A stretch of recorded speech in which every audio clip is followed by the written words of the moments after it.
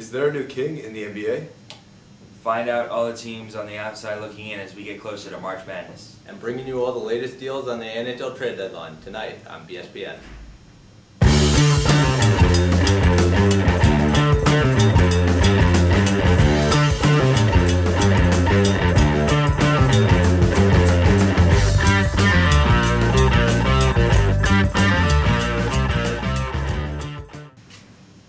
Kicking it off with the NBA, we turn now to a kick that happened last night between the Houston Rockets and the Cleveland Cavaliers. James Harden, a kick to the groin of LeBron James. In that game, foul obviously called, flagrant issued to Harden.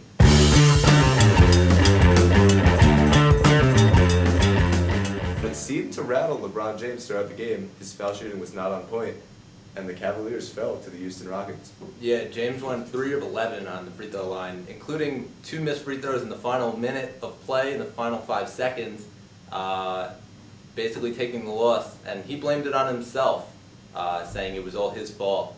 Do you guys believe that there is a new King James with James Harden going off in that game? I don't know if I would call it a new reign. James Harden is definitely hot, and it's not that he's just hot. He is this good of a player, has been for years. But I don't think that he's the new King James. Fear the beard in Houston, because James Harden is quickly taking over as one of the top players in this league, the leading scorer at 27.1 points per game, and the real leader of that Houston team without Dwight Howard for the past few games, and we don't know how long Howard's going to be out.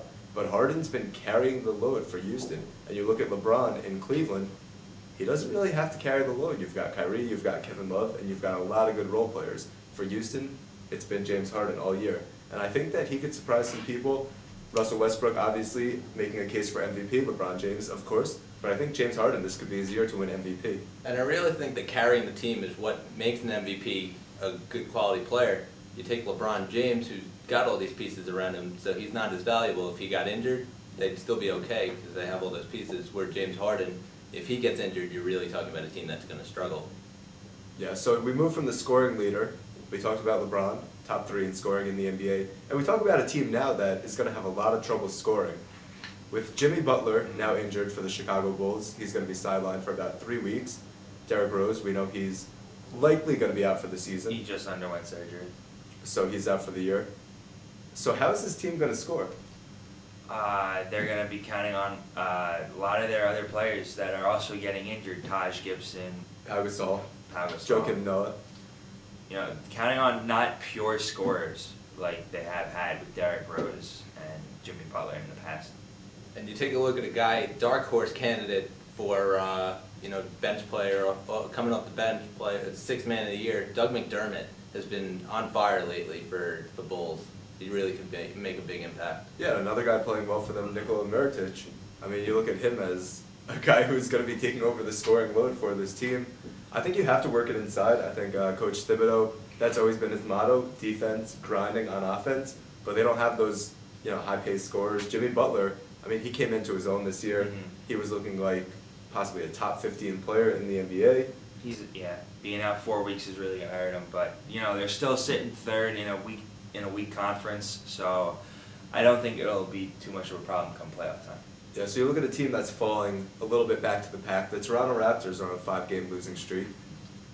A game ahead in the loss column of Chicago, and I think 2 ahead of Cleveland in the loss column. So the Raptors, they seem to be falling off. I mean, last year they surprised a lot of people, making the playoffs, getting a high seed. And this year, I mean, they're still looking like one of those top seeds because they can definitely win that Atlantic Division with the teams that are chasing them. Brooklyn, I think, is closest now. Still 13 games back of them. Exactly. So the Raptors falling off, but I mean, they're going to be in that playoffs. What do you see from the Raptors? I think that really they're just taking advantage of the Atlantic Division, the weak Atlantic Division. They get to play their most games against them, and with having weaker teams in that division, they're going to win games, and so they're going to place themselves in a high playoff spot. But I don't know if they have what it takes to go far in the playoffs. I think there's a lot of good teams out there in the Eastern Conference. Yeah, there's a lot. There's a lot of star power. And we talk about one of the hottest teams in the league now, moving to the Indiana Pacers. This team is 8-2 in their last 10 games. in the playoff hunt. So you talk about Indiana, a team that has been playing all season without Paul George. They still have the big man Roy Hibbert. George Hill has been playing really well lately. And I think when they found out that Paul George had a chance to come back this year, they started playing a lot better. And if he can get back by the playoffs, this might be a different team. Yeah, and you're right. The Paul George taking dribbles practice last week, and that really motivated the guys to go. And if they get him back, it would be really something special in Indiana. You're right, Paul George being out is definitely a problem right now. But moving on to a team that doesn't seem to have a problem with their star playing being out, the Pelicans. Anthony Davis out there on a 5-game win streak. How do you guys feel about that? Well, this is really surprising coming from them. Ryan Anderson out as well, Drew Holiday out as well.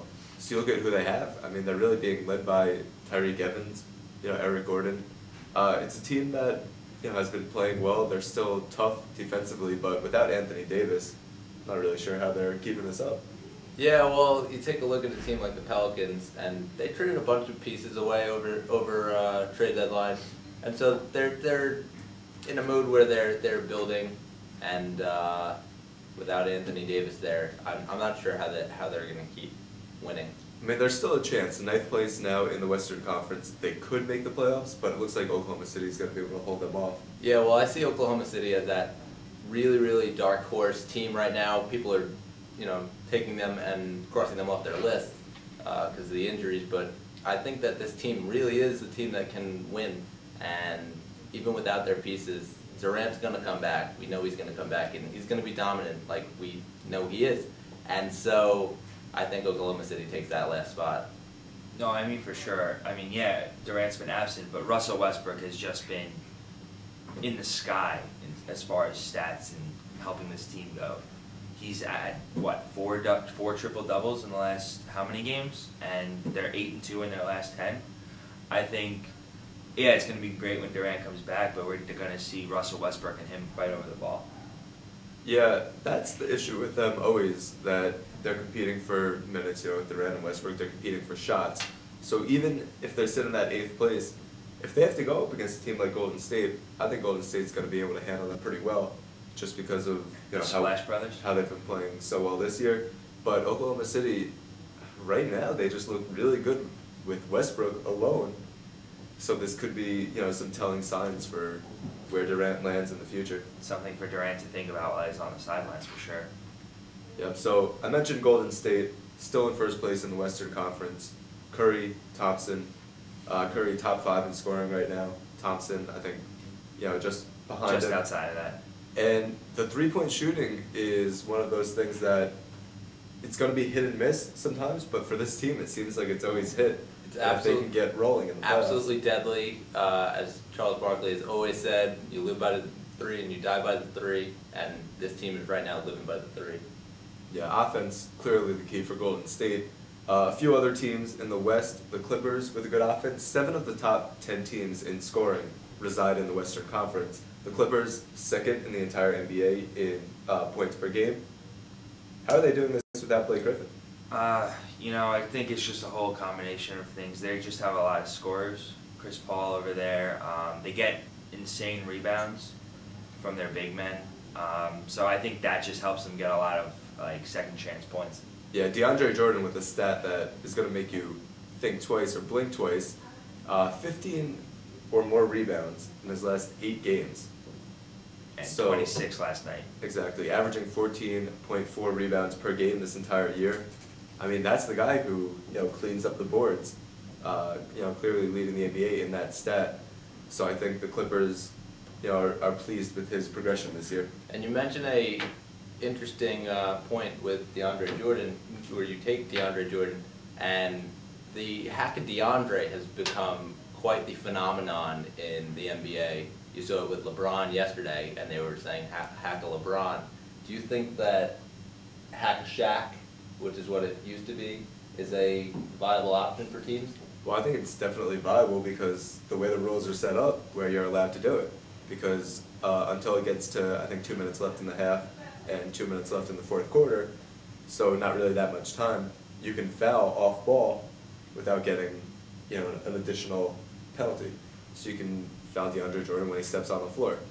So he has to improve in foul shooting, but it's one of those things where teams are definitely going to use it against him, and we'll see. I mean, if he can. Yeah, with the free throw percentage just at 40%, definitely getting him to the line. Way lower percentage shot than him just grabbing that board and putting it back up. Yeah, it's not one of those things where teams are just going to forget about his free throw shooting. This is going to be the strategy for a lot of teams when they get close with the Clippers. And you've seen it with Dwight Howard in recent years, and with Dwight out now, people are, taking over, DeAndre Jordan as that leading target. Yeah, and as we mentioned earlier, LeBron showed it last night. You got to hit your free throws to win. That could be the difference in a lot of games. They put up walls, call it our sanctuary, but it's more than brick and mortar.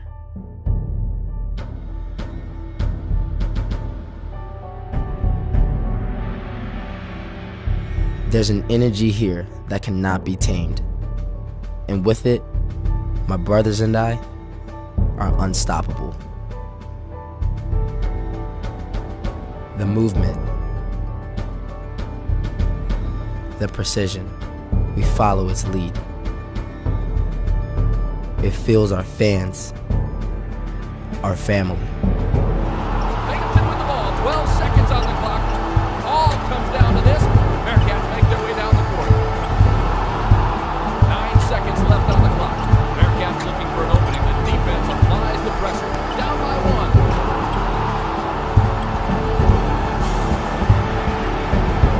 5 seconds now on the clock. The crowd on its feet, coming down to the wire. Everything is on the line. The Bearcats with the breakaway. Binghamton cuts loose in for the layup.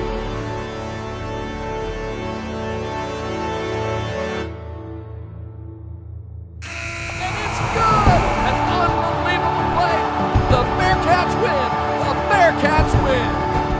This is our house. And welcome back. First off, I'd like to congratulate the Binghamton men's basketball team and its fan section for winning the Our House Rules contest sponsored by the America East. Binghamton has the most influential home crowd according to the vote. Anyways, so this past weekend, Saturday, February 28th, Binghamton played UMBC and won in their final home game of the season. Yeah, it's a big win, especially on senior day. Only one senior on the team, though, Jabril Williams. He had 6 points. Willie Rodriguez, you mentioned, 21 points. All rookie team in the America East. Voted fan favorite in the America East Conference. So this guy's been, coming on strong as a freshman. So we're going to be able to see him develop over the next few years. Quite a player that we have and that Tommy Dempsey has recruited, I would say. Definitely a good fit for any future recruits, and he just is dynamic. Yep, so Wednesday night, the Binghamton men's team will head to Stony Brook, taking on the 3rd seed Stony Brook Seawolves. For Binghamton, I mean, we made the tournament, all teams do, but a 6th seed, pretty impressive after the last couple of seasons where, we've had to play our way in to the tournament. Yeah. So it's going to be a tough game, though. Stony Brook, as you said, the 3rd seed. They have 2 players top in the conference in points and rebounds. Just a bigger team than us Binghamton has. yeah, but of course, tournament experience, even at this juncture, leading into next season, that's always big to get, your first taste of a conference tournament. Yeah. The women's tournament starts Saturday, March 7th also. The whole tournament's being hosted here at Binghamton. So that's going to be really cool to go to. Their rookie, Jasmine Cena, is looking to win Rookie of the Year, coming off a great year for her, even though not so great for the team, ending 4-25 with a loss to UMBC. Moving on now from the America East tournament, we look forward to the NCAA tournament. In a few short weeks, March Madness is going to begin, and there's a lot of teams still fighting for those 1 seeds up top. We have to start, of course, the #1 team in the country, Kentucky Wildcats. Still undefeated at this point. It's looking like they're going to run through the regular season and the SEC tournament undefeated. I don't really see a team out there that can beat them. Yeah, they're just so hot. I mean, even any team they've faced is just, they've won by a landslide. It hasn't really been close in any game. Yeah, and you look at a few of these top teams in the country, namely Kentucky and Virginia, and they really do it with defense. So you look at the size that Kentucky has, Virginia, they do it with swarming team defense. So I think we could see, a lot of low-scoring games in the tournament, which is sort of atypical to what we've seen in the past few years with, big offenses. Yeah, that's very true. But then you have some of the bubble teams like BYU and Kansas State who rely on their offense to get them through those tough games, and hopefully breaking down defenses like Kentucky and Virginia. Yeah, BYU with a big win over Gonzaga. Yeah. That could move them possibly into one of those, last 4 spots in at this point. We'll see how they can do in the tournament. They're going to have to make it to the finals of their tournament. Yeah, and Kansas State, they had a win over Kansas the other night, and Iowa State as well. So, playing big when they really need to. Again, a few of those top teams, Duke, Wisconsin. So, in your estimation, who do you see getting these top 4 seeds? Top 4, I have Kentucky, Duke, Virginia, and Arizona as a 1 seed, surprisingly. They're ranked 5th right now. I think they'll be put ahead of Villanova as far as seeding goes. Yeah, Arizona, a team that also does it defensively, but you're going to have to see if they can shoot the ball well enough and score well enough. But they're an impressive team. Stanley Johnson, one of the best freshmen in the country for Arizona, and he's been a big part of their success. Wisconsin, I think they could get one of those top seeds. I mean, if you look at them play when fully healthy, Frank Kaminsky, they did lose when he was out to Rutgers, but, I mean, this guy, he's probably This guy is the best big man in the country. He's a fantastic 5-tool player. Lots of people even have him ranked above Jahlil Okafor in the draft for next year. What do you think about that? Well, the experience is big for a guy like Kaminsky, who's played, like you said, at Wisconsin for 4 years. I don't think he's going to go ahead of Okafor in the draft, but looking at Duke, they start 3 freshmen, Tyus Jones, Justice Winslow, and Jahlil Okafor, so that could be an issue come tournament time. A lot of these teams, obviously Kentucky, with a bunch of freshmen, a little more experience with the Harrison brothers and Willie Cauley-Stein returning, as well as Dakari Johnson. So experience, I think, is key when you come to the NCAA tournament. Definitely, and I think because of that, Arizona, even though they might get a 1 seed, is going to have a hard time with it. They haven't been this good in quite a while. Some interesting teams looking at the top 25 right now. Murray State, Providence. Teams you don't normally hear or see in the top 25. Murray State, historically a good tournament team, though. Yeah, Providence as well. I think they're still playing over in the Big East. They've been having a very nice season. A team like SMU, still in that top 25, but a big loss to UConn. UConn on the brink of missing out of the tournament. Yeah. That was a big win against a ranked team, but after winning the championship last year, you still kind of want to see what this team could do if they get in the tournament. They're getting hot right now, but they will probably have to win their conference tournament to get into the tournament. I don't think they'll be one of the teams that gets an automatic bid. Yeah, that's definitely possible. Which is sad, can get hot. Coming from champions last year. Just if you don't have it, you don't have it. Yeah, that's a different team. A lot of young players, Daniel Hamilton. But losing Shabazz Napier, that was the key for them. True, very true. The guy true. who did it all for UConn last year. For those fans looking to see if their favorite teams get into the NCAA tournament, Selection Sunday is March 15th, so mark it on your calendar. Let's go over to our floating head experts where they make their predictions for 5 games this coming week.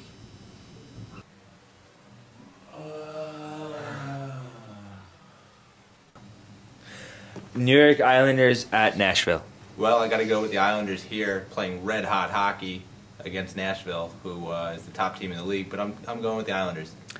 Golden State Warriors versus Los Angeles Clippers. I'm taking the threes over the dunks in this one. Steph Curry's going to lead them to a big win. Chicago Bulls at San Antonio Spurs. Well, I think with the loss of Jimmy Butler, the Spurs are going to take down the Bulls. Duke Blue Devils at UNC Tar Heels. You take a look at Jahlil Okafor, he's been red hot for the Duke Blue Devils. I think that they're going to take them down. Kansas Jayhawks at Oklahoma. I'm going with the upset here. I'm going with Oklahoma. I think that they have the power that they can go down and take Kansas down. The Islanders at the Predators. I'm going to have to give it to the Predators. I think they're going to win, being the highest ranked team in hockey. They take this one home. The Clippers at the Warriors. Going with the Clippers on this one, upsetting the Warriors and the Splash Brothers. I think those rebounds are going to be deadly for them. The Bulls at the Spurs. I'm going with the Bulls. I think they're going to pull off the shorthanded victory with all of their injuries, but I think they can do it. Duke at North Carolina. UNC, diehard UNC fan. Plus, in their last meeting, they took it into overtime and just didn't have enough to make it, not at their home court. So I think this one they take all the way. Kansas at Oklahoma. I'm going with the Sooners on this one just because Kansas has been stopped by Kansas State recently, and I just don't think that they have it. Islanders versus Nashville. I'm going with the Islanders in this one. The trade deadline moves are going to pay off for the Islanders. Golden State versus the Los Angeles Clippers. Got to go with the Warriors. Klay Thompson, Stephen Curry, too much to handle without Blake Griffin for the Clippers. The Bulls at the Spurs. Got to go with the Spurs in this one. The Bulls are having a tough time rebounding lately. I think Tim Duncan's going to have a big game. Duke at North Carolina. Well, being that this game is in North Carolina, I'm going to go with the Tar Heels. Duke's been having a great season, and they won earlier in Cameron Indoor Stadium, but North Carolina gets this win for me. And Kansas at Oklahoma. Yeah, I've been big on Kansas all year. I think they finally get it done. Kelly Oubre has a big game, and Frank Mason Jr. steps up for the Jayhawks. And we're back. Monday marked the NFL's franchise tag deadline. Many names were crossed off the free agency list, including Demaryius Thomas, Des Bryant, and Jason Pierre-Paul. Which names do you guys see of guys that weren't taken off this list? Well, you got to start with DeMarco Murray, a guy who led the NFL in rushing last season, playing behind that incredible offensive line that the Cowboys had. We knew it was going to come down to him and Des Bryant. I think you look at a receiver that you have to lock down, a guy who has good chemistry with Tony Romo, and we saw what was almost the catch by Des Bryant. Just the physical ability of this guy. I don't think you can let him go to open market, and they're going to try to lock down a deal with Des Bryant long term. I think that was a very smart move, using it on Des Bryant over DeMarco Murray, especially because Des Bryant is probably going to have a longer career. DeMarco Murray being an every down back definitely gets used up a lot. He might not have that much longer left in him. And you take a look at a guy, Ndamukong Suh of the Detroit Lions. If he doesn't reach a deal by Tuesday, he's going to become an unrestricted free agent. And he's had a couple different incidents over the last couple of years, which is maybe why they didn't take a chance on him. Yeah, kicking Matt Schaub in the groin, stepping on Aaron Rodgers last season, at the end of last season. Just a dirty player. He's been fined more times than most. I just don't know how many coaches are going to want to work with a player like him. Yeah, I think Suh is definitely a player who hits the open market, and I think he's going to command a big contract because all those incidents aside, what he can do on the field is second to none. Maybe J.J. Watt is as dominating, but different positions. Suh, of course, on the inside. So for Suh, I think teams are definitely going to be looking for him. A few teams out there that could try to bring him into their team. The Atlanta Falcons, trying to revamp their defense. A team like the Jets, with new head coach Todd Bowles, looking to solidify that defense. But this is a guy who's going to get paid, and get paid big time. He would make a good addition, I think, in Kansas City, where they just locked up Justin Houston on a franchise tag. And who would your guys be your top free agent? For me, my guy, I think, is Jeremy Maclin. He's still got a lot left in his tank. He was a great receiver this year for the Eagles, and just because they didn't franchise tag him doesn't mean that they won't be looking to sign him. Yeah, a few guys you have to look at on the Broncos. Julius Thomas, I think he's going to hit the open market and be a big threat for one of these teams out there that could really use a tight end.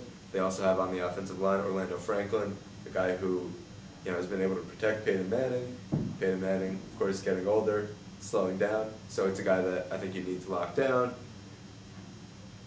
And another big key guy on the Patriots, Devin McCourty, could be a free agent. We also not sure about where Revis is going to land, so I think the Patriots have to solidify that secondary and pay these guys some money. And you take a look over in Green Bay, Randall Cobb is a big name there. He's been very productive in Green Bay with Aaron Rodgers, and so you can take a look at him as well as a top free agent target. And we move to the NHL, where Monday the trade deadline passed, and the New York teams made a lot of action. Let's take a look at the trades. The New York Rangers acquired Keith Yandel from the Arizona Coyotes, along with a 4th-round pick in 2015 and Chris Summers for Anthony Duclair, John Moore, a 2016 first-round pick, and a 2015 second-round pick. Arizona also traded for a 2015 first-round pick for Antoine Vermette. Moving over to the Islanders, Tyler Kennedy was locked up from San Jose for a 2016 third-round pick. The Islanders also flipped goaltender Chad Johnson to Buffalo for goaltender Michael Neuvirth and a 2016 third-round pick. Taking a look at the Rangers, Matt Zuccarello was signed to a 4-year deal of $18 million. So lots of action over there on the trade front. What do you see out of the New York teams? Yeah, for the Islanders, a lot of people expect them to remain pretty stagnant, not make a lot of moves, but they definitely made some good moves, upgrading their backup goalie and adding a little more depth for their forwards. So for the Islanders, you like these moves now in this playoff push, still in first place in their division. But I think these moves are going to pay off come playoff time. And the Islanders are a team that had injuries going through the season, and right now they have Mikhail Grabowski out and Kyle Oposo. So adding Tyler Kennedy really does give them that depth that they do need. And you take a look over in their goalie situation, Chad Johnson wasn't doing so great for them, so they upgrade on goaltender by giving away a 3rd-round pick and flipping him over to Buffalo. And they get Michael Neuvirth, which really solidifies them for the playoffs if Halak does go down. So looking at the Rangers goalie situation, Henrik Lundqvist is out right now with injury, and Cam Talbot's taking the place of him. But adding to him on defense, you have Keith Yandel who now comes in and kind of helps him back up. Yeah, very active defenseman. He's got 37 assists on this season already. Definitely something that the Rangers like to see, their defensemen getting action up front. Lundqvist is out and Cam Talbot's taking over, but the Rangers have actually come on strong as of late. They're now only 2 points back of the Islanders, and actually over the weekend they had tied them at some point. They've played 3 less games, so this is going to be an interesting race down to the end. Around the league, you still have Montreal leading the Atlantic by 5 points over Tampa Bay Lightning. Nashville's leading St. Louis by 4 points in the Central Western Conference, and Anaheim is commanding the Pacific Division over Vancouver. And you take a look at a team like Chicago, where Antoine Vermette they just got, and with that injury to Patrick Kane, it really brings out the best of their forwards, and we'll see if they can pull ahead. In the world of MMA this weekend, Ronda Rousey versus Kat Zingano, the fastest title fight in the history of the UFC. It was 14 seconds long. Let's go take a look at that now. Here we go. You ready? You ready? Get it on. Here we go. Tonight's fight clock. Wow, right down. Look at that. Oh, man. Tonight's fight clock brought to you by Bud Light, Joe. Perfect beer for whatever happens. Ronda wants to make it. There's the arm. It is all over. Just like that. Oh, my God. Wasn't that something, guys? She just they grappled for maybe 5 seconds, threw her arm into an arm bar, and just completely destroyed Zingano. Zingano went in overconfident, I think, in her ability, and now her undefeated is 9-1, and Ronda Rousey moved on to 11-0. Yeah, we talked about it last week. There's nobody right now in the women's ring that can take down Ronda Rousey. I mean, she's the most dominating fighter on that women's side of the sport. So the big question becomes, who's going to try to take her down next? Yeah, she gave Zingano, she's willing to give Zingano a rematch out of respect for Zingano, and Rousey understands that it was just a good circumstance that she got into the armbar so quickly. Definitely a really exciting fight. Moving on to boxing, Taishan Dong, the 7-footer out of China, they're calling him the Great Wall, just took on Roy McCrary in boxing the other night and won by unanimous decision. It was his first fight going to decision, actually. He had been 2-0 previously with knockouts. He's massive at 7 feet tall and a heavyweight, weighing at 280 pounds. They're calling him the next Vladimir Klitschko of the So his arm reach is 3 inches longer than Klitschko's. I think he'll be a very formidable force in the future and just pure power. From all of us here at BSPN, I'm Brett Malman along with Jeremy Vella and Mike Bergner. Have a good night, and we'll see you next week.